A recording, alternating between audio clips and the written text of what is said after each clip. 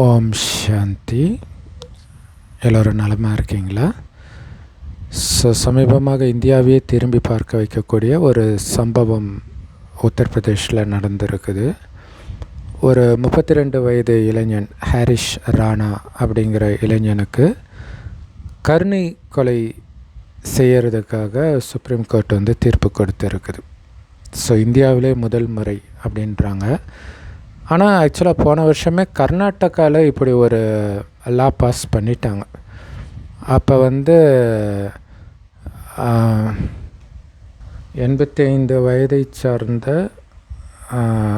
HP கரிபசம்மா அப்படிங்கிற ஒரு மூதாட்டிக்கு அவங்க பல வருடமாக கடுமையான உடல் வேதனையில் துடிச்சிருக்கிறாங்க. பல வருடமாக கோர்ட்டில் இதை மூவ் பண்ணியிருக்கிறாங்க கருணை கொலைக்கு. அப்புறம் கடைசியாக போன வருஷம்தான் அது ஓகேனாங்க. அதுக்கப்புறம் அவங்க என்ன ஆனாங்கன்னு தெரியல, நியூஸ் பார்த்தா காணோம். பட் ஆனால் அப்படி ஒரு சட்டம் கர்நாடகாவில் பாஸ் பண்ணிட்டாங்க இப்போ. ஆனால் இதை தான் முதல் முறை அப்படிங்கிறாங்க, அது என்னன்னு தெரியல. அதனால் ஊடகங்கள் எல்லாருடைய ஃபோக்கஸும், இந்தியாவுடைய ஒட்டுமொத்த ஃபோக்கஸும் அந்த குடும்பத்து மேலே இருக்குது. இதில் இன்னொரு முக்கியமான விஷயம் என்ன அப்படின்னா, அந்த குடும்பம் பிரம்மகுமாரிகள், அதாவது நாங்கள் இருக்கிறோம் இல்லையா, எங்கள் இயக்கத்தை சார்ந்தவர்களாக இருக்கிறாங்க. அந்த கடைசி நேரத்தில் ஒரு பிரம்மகுமாரி சகோதரி, ஒரு இளம் சகோதரி தான் அந்த சகோதரர்கிட்ட, அந்த சகோதரருக்கு சுயநினைவு இருக்கா என்னன்னு தெரியல. ஆனால் கண்ணு திறந்து தான் இருக்குது, வாயை அப்படி திறந்தே வச்சுருக்கிறாரு, கண்ணு சிமிட்ட கூட செய்கிறாரு. இவங்க பேசுகிறது அவர் கேட்குமா தெரியல, அது தெரியாதுன்னு நினைக்கிறேன் கோமா ஸ்டேஜில் இருக்கிறவங்களுக்கு. ஏன்னா ஏற்கனவே ஒரு ஃபாரின் வீடியோ அதை பற்றி நம்ம போட்டு கூட இருக்கிறோம். அவருக்கு நடுவில் திடீர்னு சுயநினைவு அப்புறம் அப்படி மறைஞ்சது. அவர் மீண்டு வந்துட்டார். பட் நடுவில் கோமாவில் இருக்கும்போதே ஒரு டைம் அவங்க அம்மா இவன் எதுக்கு இருக்கிறான், இவன் செத்து போனால் பரவாயில்ல அப்படின்னாங்களாம். அது என்னால் தாங்கிக்கவே முடியல அப்படின்னு அந்த சகோதரர் சொல்லியிருந்தார். அப்படி இருக்கும்போது இந்த சகோதரி எல்லாரையும் மன்னிச்சிடு, நீயும் ஏதாவது தப்பு பண்ணியிருந்தா மன்னிப்பை வாங்கிக்கோ, இப்போ போகிற நேரம் அப்படின்னு சொல்கிறாங்க. அந்த சகோதரர் சுய உணர்வோடு இருக்கிறாரா இல்லையான்றது தெரியல. இப்போ எய்ம்ஸ் ஹாஸ்பிட்டலுக்கு, அவர் டெல்லி எய்ம்ஸ் ஹாஸ்பிட்டலுக்கு அனுப்பிச்சிருக்கிறாங்க கருணை கொலைக்காக. அது கருணை கொலைன்றது பேர் கருணை கொலை அப்படி இருக்குது, யூத்தனேஷியா, மெர்சி கில்லிங் அப்படின்னு சொல்கிறாங்க. ஆனால் அது உண்மையிலே கொலை கிடையாது. என்னென்னா இது ஆக்சுவலாக ஜென்ரலாக ஏழைகள் வீட்டில் சர்வசாதாரணமாக நடக்கிறது. ஏன்னா அவங்களுக்கு மருத்துவ வசதி இருக்காது இல்லையா, கவர்மெண்ட் ஆஸ்பத்திரிக்கு போவாங்க. சில சமயம் ப்ரைவேட் ஆஸ்பத்திரியில் கூட எடுத்துகிட்டு போயிடுங்கன்றுவாங்க. கவர்மெண்ட் ஹாஸ்பிட்டலில் கண்டிப்பாக சொல்லிவிடுவாங்க வீட்டுக்கு எடுத்து போயிடுங்க. அப்படின்னா என்ன அர்த்தம், அதுக்கப்புறம் ஒன்றும் பண்ண முடியாது. அதுக்கப்புறம் அவங்க இருக்கிறாங்களா இல்லையா அதெல்லாம் கடவுள் கையில் தான் இருக்குது, எங்களால் ஒன்றும் பண்ண முடியாது அப்படிங்கிறதுக்காக எடுத்துகிட்டு போயிடுங்க, சொந்தக்காரங்களுக்கெல்லாம் வர சொல்லிவிடுங்க இப்படிலாம் சொல்லுவாங்க. இதே விஷயந்தான் இங்கே நடக்குது. பட் காசு இருந்தும் அந்த வலியை பார்க்க முடியலல்ல, அதனாலேயும் கருணை கொலை. ஏன்னா இதுக்கு முன்னாடி அந்த கர்நாடகாவில் 85 வயது கரிபசம்மா அவங்கக்கிட்ட காசெல்லாம் இருக்குது. அவங்க டீச்சர், கவர்மெண்ட் டீச்சராக இருந்திருக்கிறாங்க, பென்ஷன் இருக்குது. அதை நிறைய தானமெல்லாம் கூட பண்ணியிருக்கிறாங்க. காசு அவங்களுக்கு பிரச்சனை இல்லை. ஆனால் உடம்புல தீராத பயங்கரமான நரக வலின்றாங்க. ஏதோ அந்த தண்டுவடத்தில் ஏதோ பிரச்சனை பிள்ளை இருக்குது, அதனால் அவங்க கேட்டிருந்தாங்க. பட் ஏழைகளுக்கு அந்த ட்ரீட்மெண்ட் இல்லாமலே அவங்க இறந்துடுவாங்க. அதே விஷயம்தான் இங்கே கருணை கொலையில் நடக்குது. என்ன அப்படின்னா, கவனிச்சுக்குவாங்க, உணவுலாம் கொடுப்பாங்க, ஹைஜீனாக வச்சுக்குவாங்க, அதெல்லாம் இருக்கும். பட்டு சீரியஸ் ஆகும் இல்லையா, திடீர்னு அந்த ரெஸ்பிரேட்டரி ப்ராப்ளம் வரும் பொழுது அதுக்கு விலை உயர்ந்த ட்ரீட்மெண்ட்லாம் பண்ணுவாங்க இல்லையா, அதை பண்ண மாட்டாங்க, அதை கட் பண்ணிவிடுவாங்க. அதாவது செயற்கையாக அவங்களுடைய வாழ்க்கையை அதிகப்படுத்தக்கூடிய விஷயத்த பண்ண மாட்டாங்க. மற்றபடி அவங்களுடைய சுவாசத்தை கட் பண்ண மாட்டாங்க, வேறு எதுவும் கட் பண்ணலாம் மாட்டாங்க. பட் அந்த மாதிரி காம்ப்ளிகேட் ஆகும்போது அது அடிக்கடி ஆகும் போல இருக்குது. அதுக்கான ஸ்பெஷல் மருந்தெல்லாம் வந்து இன்ஜெக்ட் பண்ண மாட்டாங்க. ஸோ அது வந்து சில நாட்கள் ஆகலாம் அல்லது ஒரு வாரம் ஆகலாம் இறக்கிறதுக்கு அப்படின்னு சொல்லியிருக்கிறாங்க. டாக்டர்ஸுமே சொல்லியிருக்கிறாங்க இது வந்து ரெக்கவர் ஆகிறதுக்கான வாய்ப்பு ரொம்ப ரொம்ப கம்மின்னு சொன்ன பிறகு தான் கோர்ட் அப்படி தீர்ப்பு கொடுத்துருக்கு. ஸோ அவர் வந்து அந்த தீர்ப்பை வாசிக்கும்போதே அழுதுட்டாராம். ஸோ மனிதர் வந்து பிறக்கலாமா வேண்டாமான்ட்டு மனிதன்கிட்ட கடவுள் கேட்குறது கிடையாது. ஆனால் பிறந்த பிறகு எப்படி வாழணுன்றதை மட்டும் மனிதன் முடிவு பண்ணிக்கலாம். ஸோ அதனால் இதை வந்து மரியாதையோடு இறத்தல், டை வித் டிக்னிட்டி அப்படின்னு சொல்கிறாங்க.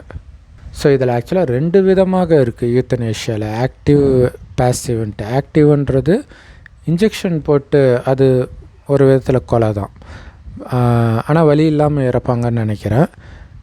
அடுத்தது இது வந்து பேசிவ் எத்தனேஷியா. ஸோ ஆக்டிவ் எத்தனேஷியாவுக்கு வந்து இந்தியாவில் பர்மிஷன் கிடையாது, பேசிவுக்கு தான் இப்போ லா பாஸ் பண்ணியிருக்கிறாங்க.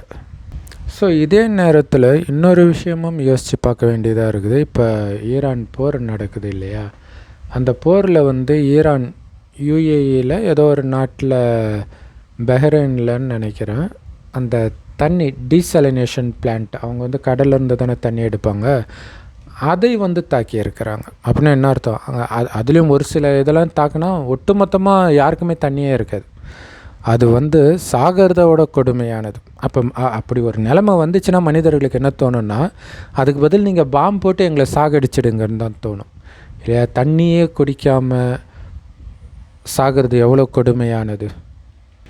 ஒரு விதத்தில் இன்றைக்கி வந்து நிறைய யுத்தம் பார்க்குறோம், உக்ரைனில் நடக்கிறது, ஈரானில் நடக்கிறது, இதெல்லாம் வந்து பார்க்குறதுக்கு ரொம்ப கொடூரமாக இருந்தாலும் கூட இதைவிட கொடூரமானது எதுன்னா, இதுக்கு முன்னாடி நடந்துச்சு பாருங்கள் யுத்தம், நேருக்கு நேராக போய், அதாவது துப்பாக்கியில் சுடுறது, அதுவுமே கொஞ்சம் கொடுமையாக தான் இருக்கும். ஏன்னா இங்கே வந்து இப்போ பாம்பு போடுறாங்க அப்படின்னா என்ன நடந்துச்சுன்னே தெரியாது, டக்குன்னு உயிர் பிரிஞ்சிடும். ஒரு விதத்தில் அதுவே கருணை கொலை தான்.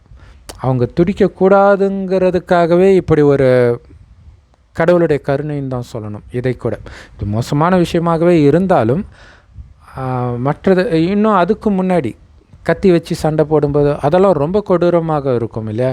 நேருக்கு நேராக நின்று சண்டை போடுறதெல்லாம் இப்போ நேருக்கு நேராக சண்டை போடுறது கிடையாது. ஒரு கல்ஃப் கண்ட்ரியில் இருக்கக்கூடிய ஒரு ஃப்ரெண்டுக்கிட்ட சேஃபாக இருக்கிறியா அப்படின்னு கேட்டதுக்கு அவன் சொன்னது என்னென்னா, இப்போ வரைக்கும் சேஃபாக இருக்கிறான், அப்புறம் எல்லாம் அவர் கையில் அப்படின்னு சொல்கிறான். அப்படின்னா என்ன அர்த்தம், அதாவது அது வந்து விழுந்துருச்சுன்னா வலி இல்லாமல் டக்குன்னு பிரிஞ்சிட போகிறாங்க. ஆனால் அதில் காயப்பட்டு இருந்தால் தான் பிரச்சனை. ஸோ எனக்கு ஒரு விதத்தில் என்ன தோணுச்சு அப்படின்னா, ஆக்சுவலாக இந்த மாதிரி நிறைய பேர், எனக்கு தெரிஞ்சு நிறைய பேருக்கு இருக்குது இந்த மாதிரி குழந்தைங்க. சிலருக்கு வந்து பிறந்த உடனே இப்படி ஆகும், அல்லது பிறந்து சில மாதங்கள்லே ஒரு சின்ன ஆக்சிடெண்ட்டில் இந்த மாதிரி ஆகிறது, அப்படியே இருப்பாங்க காலம் ஃபுல்லாகவே. அதாவது அந்த குழந்தையுடைய ட்ரீட்மெண்ட்டுக்கே அவங்க சம்பாதிக்கிற மாதிரி இருக்கும் அப்பா அம்மா. எதுவுமே அவங்களால சேர்த்துலாம் வைக்க முடியாது, வாழ்க்கை ஃபுல்லாக அது நரக வேதனை. எனக்கு என்ன தோணுதுன்னா, நிறைய இடங்களில் இந்த நாட்டை அபகரிக்கிறது, வீட்டை அபகரிக்கிறது, அந்த சொத்து ஏமாத்துறது கூட போகிறவங்க கிட்ட, அதற்கான தண்டனையாக இது இருக்குமோ அப்படின்னு தோணுது இல்லையா. அப்போ யாருக்கிட்ட அபகரித்தார்களோ அவங்க, ஏன்னா இப்போ கோமா ஸ்டேஜில் இருக்கிறவங்களுக்கு எதுவும் தெரிய போகிறது கிடையாது, அவங்க பாட்டுக்கு இருக்க போகிறாங்க. அவங்க முன் ஜென்மத்தில் ஏதாவது பாவம் செஞ்சுருந்தால் அதற்கான காட்சி அவங்களுக்கு கிடைக்கும். மற்றபடி இங்கே என்ன நடக்குதுன்னு அவங்களுக்கு தெரியாது, சுயநினைவே இருக்காது. ஆனால் கூட இருக்கிறவங்க தான் பார்த்துக்கணும் இல்லையா. அந்த மாதிரி ஒரு சகோதரன் சொத்தை ஒருத்தன் அபகரிக்கிறான்னு வச்சுக்கோங்களேன், அவனுக்கு இந்த மாதிரி ஒரு குழந்தை பிறகுது அந்த ஜென்மத்திலையோ அல்லது அடுத்த ஜென்மத்திலையோ, அதை பிறந்ததே அந்த சகோதரனாக கூட இருக்கலாம். அப்போ அவன் வாழ்க்கை ஃபுல்லாக சம்பாதிச்சு அவன் செய்த பாவத்துக்கான கடனை அடைக்கிற மாதிரி இருக்குது பாருங்கள்.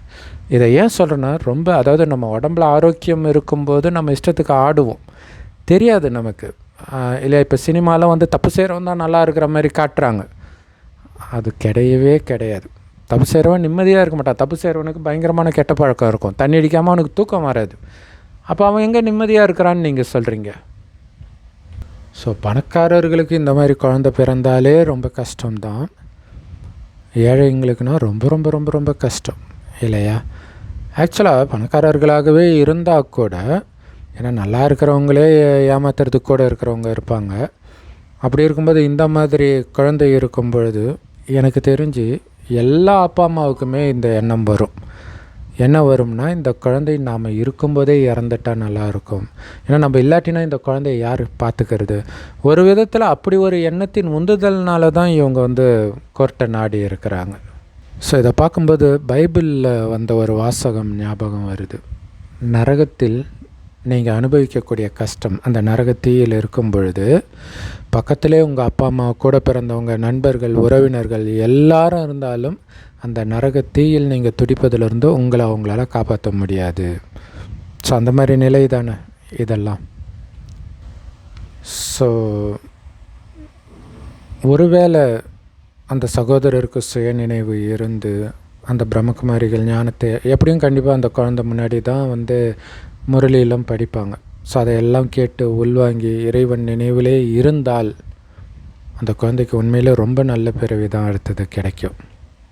ஸோ கடைசி நேரத்தில் இந்த உலகழிவின் பொழுது எல்லாருமே துக்கத்தின் உச்சத்தில் இருப்பாங்க.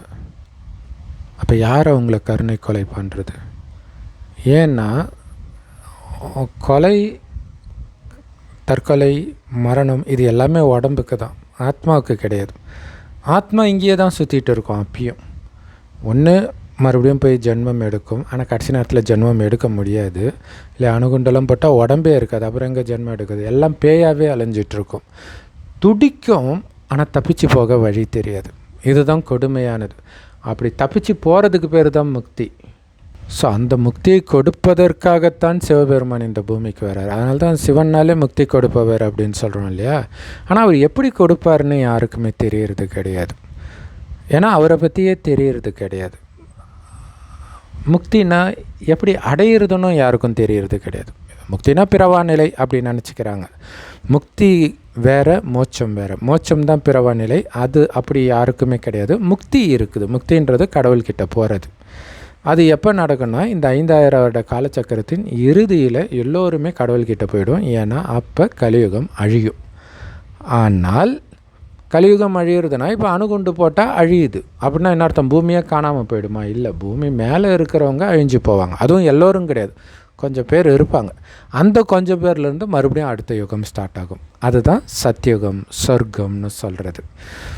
ஸோ இப்போ இந்த கலியுகம் அழிய போகிற நேரத்தில் இறைவன் வருகிறார். இந்த செய்தியை சொல்லி கவலைப்படாதீங்க, மரணம் உடம்புக்கு தான், ஆத்மாவுக்கு கிடையாது. ஆனால் இன்றைக்கி ஆத்மா நிறைய பாவம் செஞ்சிருச்சு கடந்த 2500 வருடமாக. ஏன்னா அப்போ இந்த பூமி நரகமாக இருக்குது. 2500 வருடமாக தான் மனிதர்கள் பாவம் செய்கிறோம்.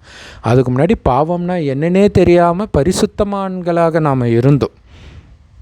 அவர்களைத்தான் தேவதைகள், தெய்வம்னு இன்னை வரைக்கும் கோயில் கட்டி கும்பிட்றோம். ஆனால் அப்படி இருந்ததே நாம தான் அப்படின்னு சொல்கிறதுக்கு தான் கடவுள் கடைசியில் நமக்குள்ளே மீண்டும் அந்த தெய்வீக குணத்தை எழுப்புறார். அந்த தெய்வீக குணம் காணாமல் போனதுக்கு முக்கியமான காரணம் உங்களை அழியக்கூடிய உடம்புன்னு நினச்சிட்டிங்க. ஆனால் சொர்க்கத்தில் உங்களை நீங்கள் இந்த உடலை இயக்கக்கூடிய அழிவற்ற ஆத்மான்ற உணர்வில் இருப்பீங்க. ஆத்மானா உயிர். அது பூர்வ மத்தியில் நட்சத்திரம் மாதிரி ஜொலிக்கிறனால தான் இங்கே போட்டு வைக்கிற பழக்கம் இருக்குது. அந்த ஆத்மா தான் கண் வழியாக பார்க்குது, வாய் வழியாக பேசுது, அனைத்து காரியத்தையும் அது தான் செய்து, மனம் புத்தியும் அதில் தான் இருக்குது. அந்த ஆத்மா தூய்மையாக இருக்கும்போது நமக்கு அழகிய உடல் கிடைத்தது, அளவற்ற செல்வம் கிடைத்தது. தங்க செங்கற்களால் கட்டப்பட்ட மாட மாளிகையில் இருப்போம்னா எவ்வளோ பணக்காரங்களாக இருப்போம் யோசிச்சு பாருங்கள். உறவுகள் எல்லாம் சுயநலமற்றதாக தான் இருக்கும். இங்கே இருக்கிற மாதிரி சொத்துக்காக கொலை பண்ணுறது, இந்த மாதிரி வேலையெல்லாம் இருக்கவே இருக்காது. நாட்டை அபகரிக்கிறது, ஓ நாடு ஏ நாடு, அங்கே இருக்கிறதே பாரத திருநாடு மட்டும்தான் இருக்கும் ஒட்டுமொத்த உலகத்துலேயுமே. ஸோ அதுக்கு ஆதாரம் வேணும்னா நீங்கள் பைபிள் குரான்லலாம் பார்த்திங்கன்னா இந்தியா பற்றி மென்ஷன் இருக்கும். ஆனால் இந்து மதத்தின் எந்த மகாபாரதம், ராமாயணம் எதுலேயுமே இந்தியாவை தவிர வேறு எதை பற்றியுமே இருக்காது. அப்படின்னா என்ன அர்த்தம்? இந்தியா மட்டும்தான் அங்கே இருக்குதே. ஸோ அப்படி தான் இருந்தது முதல் 2500 வருடம். அதே சொர்க்கம் இப்போ மீண்டும் இதே பூமி சொர்க்கமாக மாறப்போகுது. அதுக்கு நம்மை தகுதிப்படுத்திக்கணும். சொர்க்கத்தில் காமம், கோபம், பற்று, பேராசை, அகங்காரம்னா என்னன்னே தெரியாது. ஏன்னா ஆத்மான்ற உணர்வுலே இருந்தாங்க. உடம்புன்ற உணர்வில் வரும்போது தான் காமம், கோபம், புலனின்பம் இதுக்கெல்லாம் அடிமையாகி நிறைய பாவம் செய்கிறோம். அதோடைய பலனாக தான் இன்றைக்கி நாம் அனுபவிக்கிற எல்லா கஷ்டத்திற்கும் காரணம்.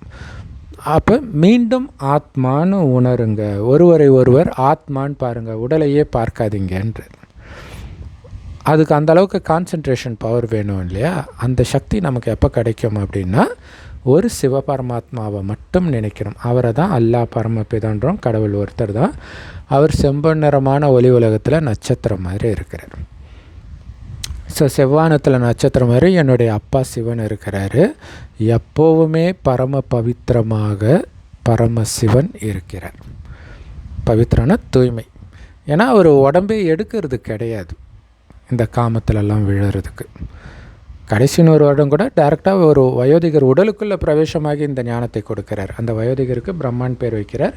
அவர் வாய் வழியாக இந்த ஞானத்தை கேட்குறவங்க பிரம்மா குமார் குமாரிகள். ஸோ இந்த ஞானம் முரளின்னு சொல்லுவோம். எல்லா பிரம்மகுமாரிகள் ராஜயோக தியான நிலையத்திலும் முற்றிலும் இலவசமாக கிடைக்கும்.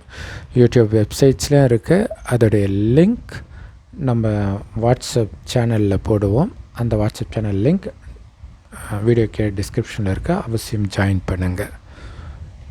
ஸோ அந்த முரளி இறைவன் நேரடியாக பேசுகிறது. அது என்ன ஆகுனா, உடல்ன்றதை மறந்து ஆத்ம உணர்வுக்கு எடுத்துகிட்டு வரும். தினம் தினம் கேட்டு அதையே சிந்தனை பண்ணிக்கிட்டு இருக்கணும். ஞானத்துடைய சாரம் ஆத்மான்னு உணர்ந்து சிவபரமாத்மாவை நினைச்சிக்கிட்டே இருக்கணும். இதுதான் முக்தி அடையிறதுக்கான வழி. இதை சொல்கிறதுக்கு தான் கடவுள் ஒவ்வொரு 5000 வருடத்தின் இறுதியில் வரார்.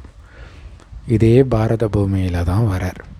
அதனால தான் அவருடைய பிறந்த நாள் உலகத்திலேயே கடவுளுக்கு பிறந்த நாள் பாரதத்தில் மட்டும்தான் சிவராத்திரின்னு கொண்டாடுறோம். ஆனால் நிறைய பேருக்கு அது சிவனுடைய பிறந்த நாள்னே தெரியாது. இப்படித்தான் அவர் முக்திக்கான வழியை சொல்கிறார்.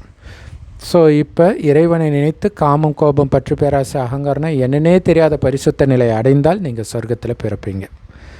அப்படி இல்லைன்னா சொர்க்கம் முடிந்து நரகமாக இதே பூமி மாறும் வரை மேலேயே இருந்து நரகமான பிறகு தான் பிறப்போம். ஆனால் மொத்தத்தில் எல்லோருமே இப்போ மேலே போயே ஆகணும். அதுதான் முக்தி. அழைச்சிட்டு போகிறதுக்கு தான் கடவுள் வந்திருக்கிறார். அவர் கொடுக்குற ஞானத்தை தான் நாம் எல்லோருக்கும் கொடுக்குறோம். ஸோ வடநாட்டில் இந்த மாதிரி டெத்து வந்துச்சுன்னா பிரம்மா குமாரிகளை கூப்பிடுற பழக்கம் அதிகரிச்சுட்டு வருது. ஸோ அந்த மாதிரி தான் இங்கேயுமே நடந்திருக்கு. மேபி அந்த சகோதரர் விழுந்து கோம ஸ்டேஜ் போன பிறகு தான் இவங்க பிரம்மகுமாரி ஆகியிருப்பாங்கன்னு நினைக்கிறேன், தெரியல. ஏன்னா ஒரு துக்கம் வந்துச்சுனாலே தானாகவே மனம் வந்து கடவுளை தேடி போகும் இல்லையா? ஸோ அந்த சகோதரர் படுத்துட்டு இருக்கிறதுக்கு மேலேயே சிவனுடைய படம், அந்த ஒளி ரூப படம் இருக்கும். இன்னும் மூத்த சகோதர சகோதரிகளுடைய படமெல்லாம் கூட அங்கே அந்த ரூமில் இருக்குது. ஸோ உலகத்தில் எல்லோருக்கும் முக்தி கொடுக்கணும். இந்த துக்கத்திலேருந்து, துக்கம் நிரம்பிய உலகத்திலேருந்து காப்பாற்றி அனுப்பணும். அதுக்கு தான் கடவுள் வந்திருக்கிறார். அதுக்கு தான் நம்மளை அவருடைய குழந்தையாக்கியிருக்கார். அதுக்கு முதல்ல நாம் முக்தி அடையணும். அதாவது இந்த துக்கமான உலகத்திலேருந்து புத்தியை விலக்கணும். உடம்பை விட்டு போகிறதுன்னு அர்த்தம் கிடையாது. முதல்ல உடம்பில் இருந்துக்கிட்டே இந்த கலியுகத்தின் எந்த விஷயமும் நம்மளை பாதிக்கக்கூடாது. அப்படின்னு அர்த்தம், எதுவுமே என் இது இல்லைன்ற உணர்வுக்கு வரணும். அது எப்படி சாத்தியம்? பற்று இல்லாமல் எப்படி இருக்கிறது? இப்போ இந்த சகோதரருடைய அப்பா அம்மாவுக்கு எப்படி இருக்க முடியுது? ஏன்னா கண்ணு முன்னாடி பார்க்குறாங்க. ஒருத்தர் கோமா ஸ்டேஜில் இருக்கும்போதே அந்த பற்று நமக்கு குறைய ஆரம்பிக்கும் இல்லையா? அவங்க வந்து பிழைக்கவே மாட்டாங்கன்னும் போதே பற்று போயிடும். அந்த மாதிரி நிலையில் தான் இன்றைக்கி உலகமே இருக்குதுன்றார் இல்லையா? இப்போ யுத்தம்லாம் நடக்குது, எதுவுமே நின்ன பாடு இல்லை பாருங்கள். சும்மா அப்படி ஸ்லைட்டாக நிற்கிற, முதலையாவது கொஞ்சம் கொஞ்சம் நிற்கும். இப்போ நிற்கிற மாதிரியும் தெரில, அது பாட்டு கண்டினியூஸாக போய்கிட்டே தான் இருக்குது. அப்படியே 3வது உலகப் போர் அப்படியே மொத்தமாக முடிக்கிறதுக்கு தான் வந்திருக்கு. அது இல்லாமல் இயற்கை சீற்றமும் வரும். ஆனால் அதுக்கு முன்னாடியே இறைவன் நினைவில் இருந்து உடல்ன்ற உணர்வே முற்றிலும் மறந்துட்டீங்க அப்படின்னா உலக அழிவே கண்ணு முன்னாடி பார்த்தாலும் உங்களுக்கு கொஞ்சம் கூட பயமோ பதற்றமோ இருக்காது. ஏன்னா பயமே உடலின் உணர்வு தான். ஆத்ம உணர்வில் இருக்கும்போது எந்த பயமும் இருக்காது, சதா ஆனந்தமாக இருக்கும், இறைவனுக்கு ஈக்குவலாக. ஏன்னா நம்ம அவருடைய குழந்தை, அவருடைய குணம் நமக்கு இருக்கும். ஆனால் அதை உடம்புன்னு நினச்சி மறந்துட்டோம். அந்த குணத்தை தூண்ட தான் இப்போ இறைவன் வந்திருக்கிறார். ஓம் சாந்தி. தேங்க்ஸ் ஃபார் வாட்சிங்.